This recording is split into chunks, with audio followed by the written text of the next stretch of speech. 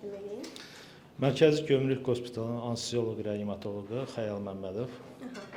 Bugünkü görüşlə bağlı qısa məlumat verərdiniz. Bir də öz çıxışınız barədə nə mövzuda olacaq bu haqqda? Siz yəqin ki bilirsiniz ki, Mərkəzi Hospitalda, Mərkəzi Gömrük Hospitalda uzun illərdir ki, transplantasiya üzrə əməliyyatlar aparılır və qaraciyər transplantasiyası burada bu əməliyyatlarda çox sayı təşkil edir.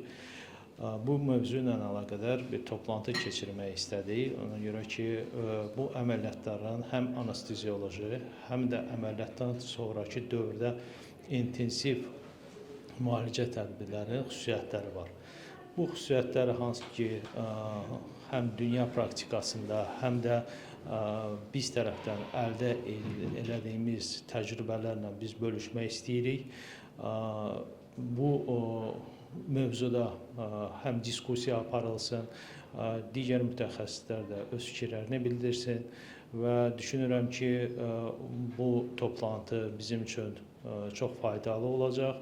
Ona görə ki, bu cürə əməliyyatların sayı getdikcə artır. Siz bilirsiniz ki, həm icbari tibbi sığorta tərəfindən artıq bu əməliyyatlar tam qarşılanır və bununla əlaqədar həm gözləyən resipiyentlərin də sayı çoxdur və ona görə də biz təcrübəmizi artırmalıyıq və bununla əlaqədar olaraq bu toplantı keçirilir.